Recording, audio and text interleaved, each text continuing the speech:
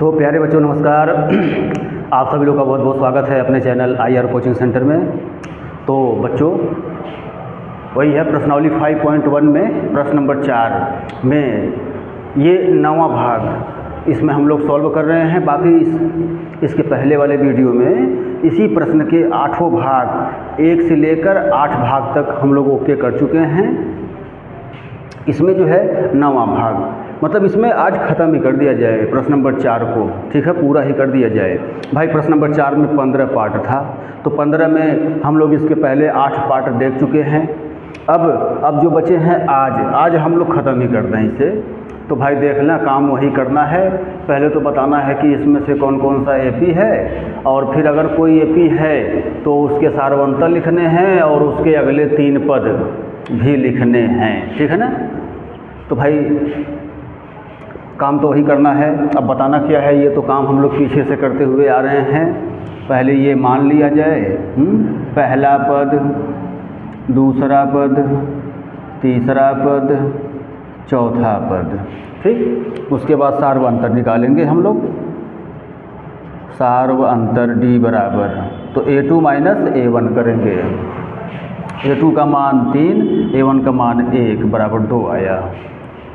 उसके बाद सार्वअंतर पुनः ज्ञात करो। A3 minus A2। A3 क्या है जी? A3 9, A2 3। लो जी, ये तो AP है ही नहीं, सार्वअंतर डिफरेंस हो गया, अलग अलग हो गया सार्वअंतर। तो अब आगे चेक करना बेकार है और यहीं पर ख़त्म हो गया पूरा। अब ये लिख देंगे हिंदी में, इसका आंसर लिख दिया जाए बस। और कि भाई यहाँ सार्वअंतर समान नहीं है इसलिए AP नहीं है। बाकी अब आगे नहीं बढ़ना है इसमें, ये पूरा हो चुका है। तो बस थोड़ा सा हिंदी में इसका आंसर लिख दें, क्योंकि यहाँ सार्वअंतर समान नहीं है इसलिए दी गई संख्याओं की सूची AP नहीं है।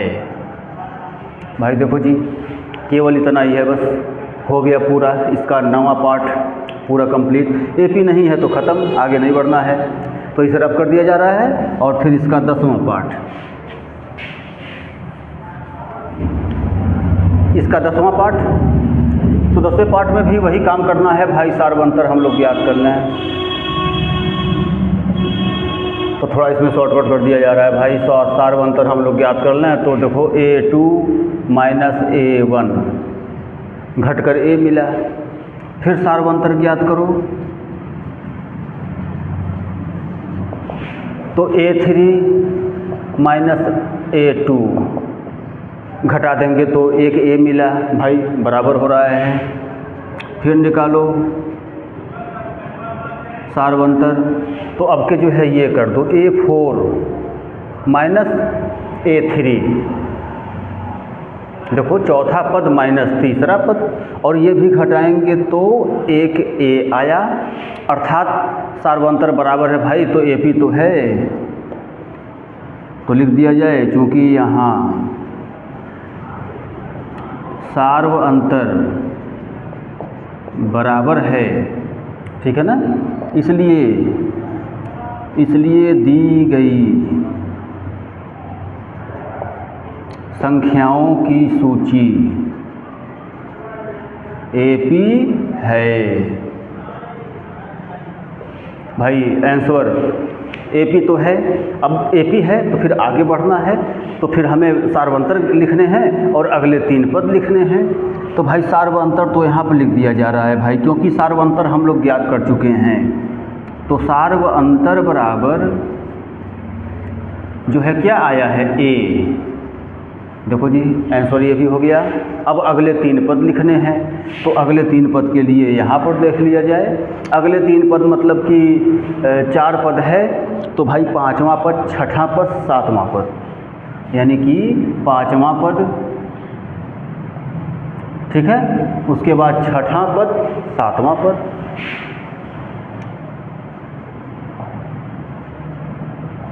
तो 5वें पद के जगह पर A+4D यही है देखो। अब a का मान a है और 4 तो ऐसे ही रहेगा, उसके बाद d का भी मान a है भाई। तो यहाँ से देखो जी a का मान a 4, ये भी a हो जाएगा, जोड़ेंगे तो आ गया 5a। ऐसे ही इसके जगह पर भी देखो सूत्र हम लिखना चाहेंगे तो ऐसे लिखा जाएगा। फिर भाई a का मान a ही है और d का मान a, 6 आया जी 6a। ये भी लिखो जी, जैसे हम लोग इसके पहले ज्ञात करते हुए आ रहे हैं बिल्कुल। इसका a है और ये भी है तो हो गया 7a। बस लिख दो, ये भी आंसर हो गया जी। अतः अगले 3 पद क्या हुआ जी, 5a, 6a, 7a। देखो जी इस प्रकार ये भी तब कंप्लीट हुआ जी। 10वां पार्ट, 10वें पार्ट में एपी है भाई, तो आगे बढ़े हैं फिर। ठीक, तो बस रब कर दिया जा रहा है इसे भी, और फिर इसका 11वां पार्ट।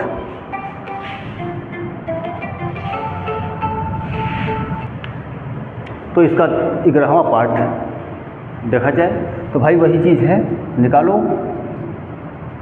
सार्व अंतर हम लोग निकालें भाई। पहले तो बताना है एपी है कि नहीं है, तो काम वही करना है। तो सार्वंतर के लिए भाई दूसरा पद माइनस पहला पद, ऐसा ही करते हैं। और फिर हम ये घटा नहीं सकते, लेकिन ए कॉमन कर सकते हैं।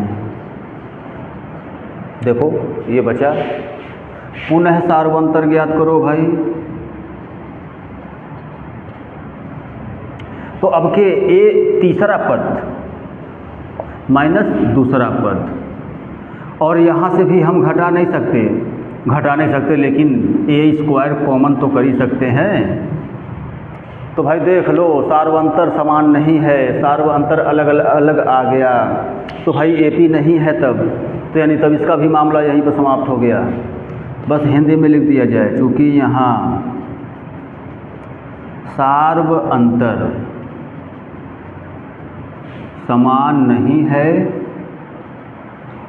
इसलिए दी गई संख्याओं की सूची एपी नहीं है। देख लो भाई, ये लिख दिए हम लोग, ख़त्म। इसका 11वां पार्ट बस इतना ही, सार्वंतर समान नहीं है तो भाई एपी नहीं है तब। तो फिर रब कर दिया जाए। और अगला पार्ट इसका 12वां पार्ट,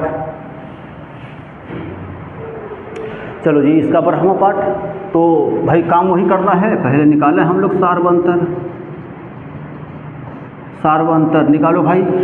तो दूसरा पद माइनस पहला पद, ऐसे ही होगा। अब देखो भाई रूट में है तो देखो अब हम क्या क्या कर सकते हैं। इस 8 की जगह पर हम लिख सकते हैं 2 कड़ी में 2, ठीक है ना, और माइनस ये कड़ी में 2 ऐसे ही रहेगा। और उसके बाद अब हम घटा सकते हैं, ये समान करड़ी है तो हम घटा सकते हैं। 2 में से 1 घटा, 1 कड़ी में 2 बचा। देखो सार्वंतर, पुनः निकालो सार्वंतर। तो अब के जो है तीसरा पद माइनस दूसरा पद आपके, अब देखो अब इसके जगह पर हम जो कड़ी में 18 है, इसके जगह पर हम लिख सकते हैं 3 कड़ी में 2। 18 का वर्गमूल 3 कड़ी में 2, और 8 का वर्गमूल 2 कड़ी में 2 होता है, ठीक है ना। और फिर देखो ये भी समान करड़ी है तो घटा सकते हैं, और घटाएंगे तो 3 कड़ी में 2 में से 2 कड़ी में 2 घटा, 1 कड़ी में 2 बचा। देखो फिर निकालो सार्वंतर।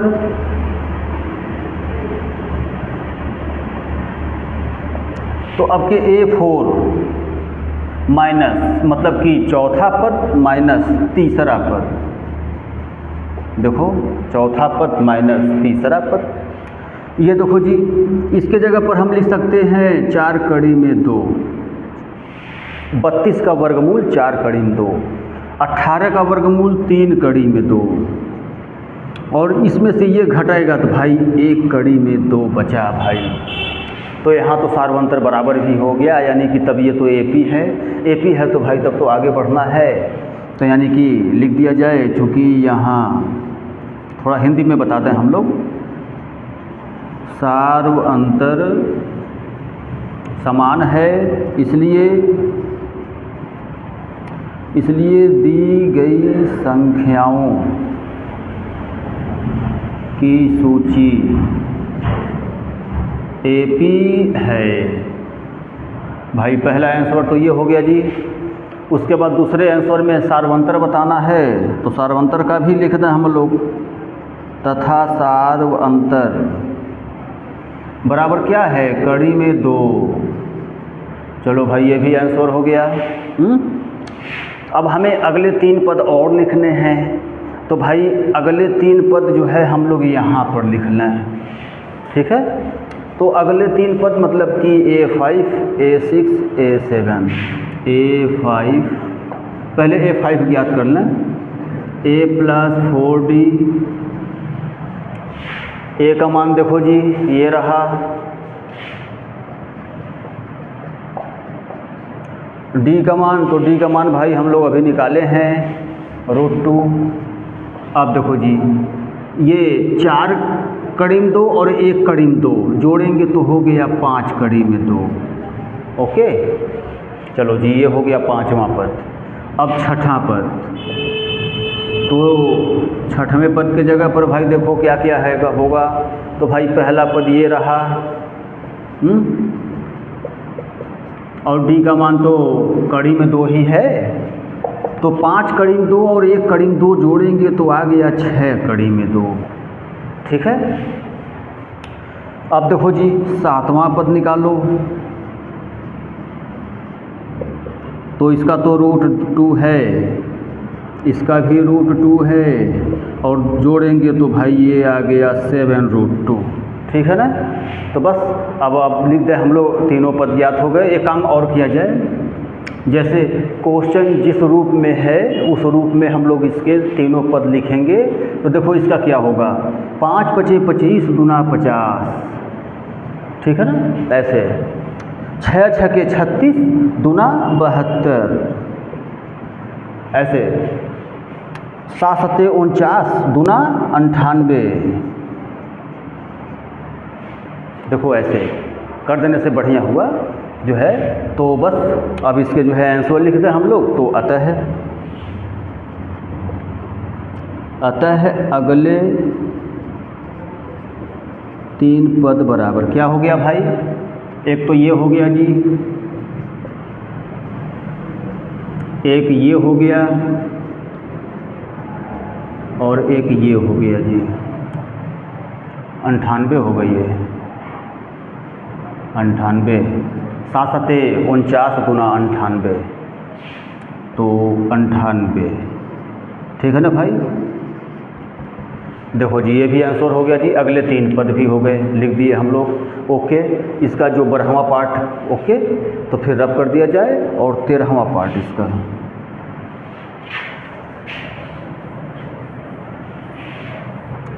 चलो जी इसका 13वां पार्ट, तो भाई पहले वही काम करना है, सार्वंतर ही ज्ञात करें हम लोग। देख लो, तो सार्वंतर निकालो भाई, दूसरा पद माइनस पहला पद, ठीक। अब भाई अब ये तो हम घटा ही नहीं सकते, लेकिन कड़ी में 3 कॉमन ले सकते हैं, केवल घटा नहीं सकते हम, केवल कॉमन ले सकते हैं। तो भाई कॉमन ले ही लिया जाए। तो यहाँ से बचेगा कड़ी में 2, यहाँ से बचेगा 1। चलो भाई यही सार्वंतर है। अब फिर निकालो सार्वंतर, तो अब के जो है तीसरा पद माइनस दूसरा पद, ठीक है। अब देखो जी 9 का वर्गमूल तो पूरा ठीक ठाक 3 होता है, लेकिन 6 का तो नहीं होता है, तो 6 ऐसे ही कड़ी में 6 √6 लिखा गया ऐसे ही। अब देखो, अब इसमें भी हम कॉमन, तो कॉमन जैसे मान लो कि ज़्यादा से ज़्यादा एक काम करो, ये तो एपी है ही नहीं, एपी नहीं है ये, ठीक है ना, सार्वंतर बराबर नहीं है, देख लो। आगे ज़्यादा कॉमन कर सकते हैं भाई, तो कड़ी में 3 कॉमन कर देंगे ज़्यादा से ज़्यादा, तो कड़ी में 3 माइनस कड़ी में 2 ये बच जाएगा। देख लो AP नहीं है, सार्वंतर समान नहीं है, तो भाई लिख दें चूँकि सार्वंतर समान नहीं है, इसलिए दी गई संख्याओं की सूची AP नहीं है। लो जी, ये तो जल्दी ही काम हो गया इसका। AP नहीं है तो फिर काम ख़त्म हो गया। और देख लो जी, सार्वअंतर समान नहीं है, ठीक है ना, तो फिर रब कर दिया जाए इसे। और इसका 14वां पार्ट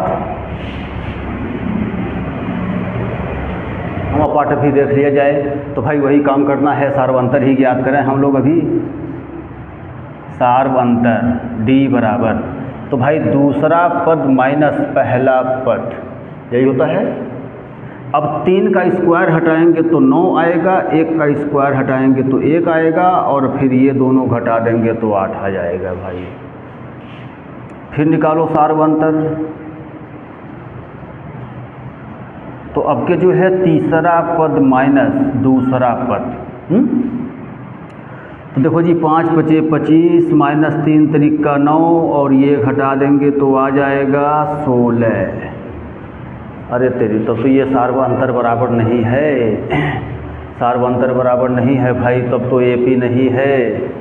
तो बस लिख दिया जाए, अब इसका भी काम ख़त्म। चूँकि यहाँ सार्वअंतर बराबर नहीं है, इसलिए दी गई संख्याओं की सूची AP नहीं है। आंसर ख़त्म हो गया, कंप्लीट। देख लें, AP नहीं है तो फिर ख़त्म, सार्वअंतर समान नहीं है, अलग अलग आ गया है सार्वअंतर, तो फिर रब कर दिया जाए। फिर अगला पार्ट, चलो जी इसका 15वां पार्ट देख लिया जाए भाई। लास्ट पार्ट इस एक्सरसाइज प्रश्नावली 1.1 में, ये लास्ट प्रश्न नंबर 4 का लास्ट भाग, यानी कि प्रश्नावली 5.1 क्लियर इसके बाद, ठीक है ना। तो भाई देखा जाए, पहले तो पता करना है AP है या नहीं है, तो सार्वअंतर ज्ञात कर लें। सार्वअंतर, तो दूसरा पद माइनस पहला पद, 5 का स्क्वायर हटाएंगे 25, 1 का स्क्वायर 1, और घटाएंगे तो 24। पुनः सार्वअंतर निकालो भाई, तो 7 मतलब कि तीसरा पद माइनस, देखो दूसरा पद, अब इसका स्क्वायर 49, इसका स्क्वायर 25, और ये घटाएंगे तो 24। लग रहा भाई AP तो है, लग रहा है। तो अब के जो है चौथा पद माइनस तीसरा पद, तो चौथा पद माइनस तीसरा पद, और भाई ये भी घटा देंगे तो आ जाएगा 24।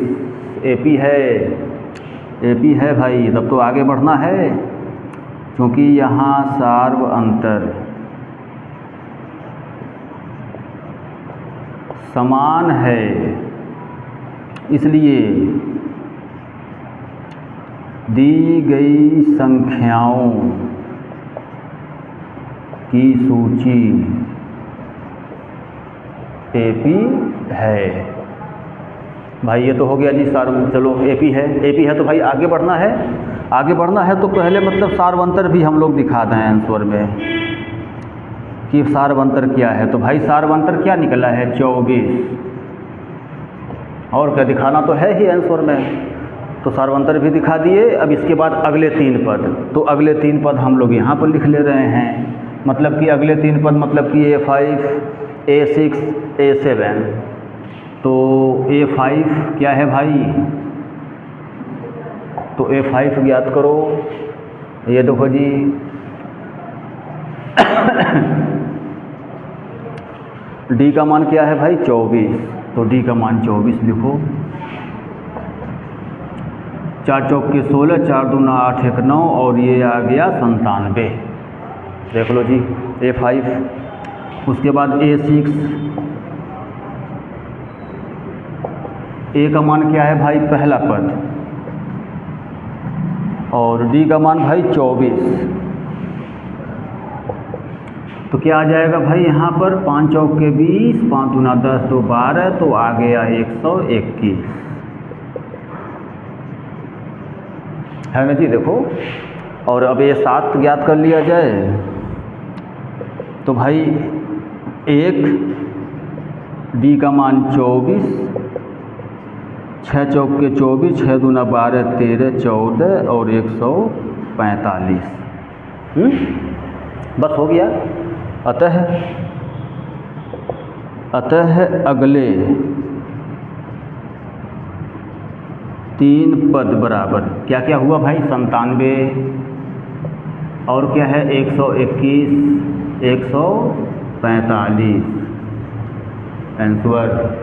देख लो भाई। ओके, तो ये प्रश्न नंबर मतलब 4 जितने भी पार्ट थे 15 पार्ट सब ओके हो गए, यानी ये प्रश्नावली पूरा समाप्त है।